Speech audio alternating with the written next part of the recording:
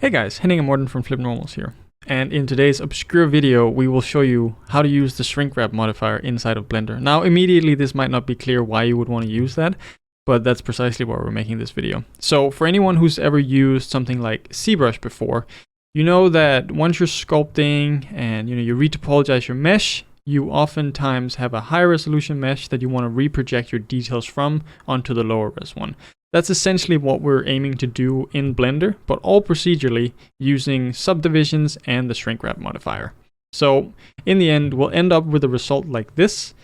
But if we take a look at this, you can see, obviously this is a decimated version and it's like not usable in any kind of production. We can't animate this, we can't make facial expressions. So we want to get this high resolution detail onto our low resolution mesh. Let's just turn off wireframe again. So in order to do this, it's pretty simple actually. Let's just get rid of what we've done. There we go. So it doesn't look like we're actually cheating here. We're doing it all from scratch. We would never cheat in our videos. So select our low resolution mesh. Now, one thing I've just added here is I've added a filter to just disable the high res and the render so we can just preview it after we're done. And first up, we want to add a subdivision surface. Just straight up, just subdivide. This is going to define how high res we want our mesh to be in our render. Then we want to add a Shrinkwrap modifier. And in the Shrinkwrap modifier, it takes a little bit of setup if you want to use it for high resolution objects. If you're just using it for something like retopology, default settings with like one viewport subdivision will be just fine. But for projecting on higher resolution details, you have to do a little bit of setup. So we'll select our high res and immediately you can see something starts to happen. So that's pretty cool. If we start to subdivide this up even more, now you can see it's starting to project some of the details, but the problem is our mesh starts to shrink. The subdivided mesh starts to shrink. Let me show you. If we just disable this, you can see it starts to shrink a little bit compared to the original. And this is where Blender struggles to see, okay, well, the mesh is not close enough, so I'll just, I can't really project anything from here.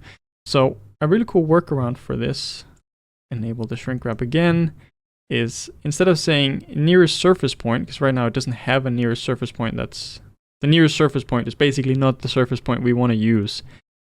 We just set it to project, and now everything is messed up. That's it. Beautiful. That's it. We're done. And then you want to just enable negative. So with negative enabled, it both looks in and out in order to find the closest projection point, basically.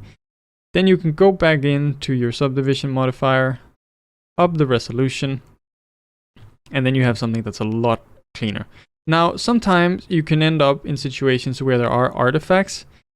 A way around this is doing this in multiple steps. You basically subdivide a little bit, you add your shrink wrap, and then you do this again and again.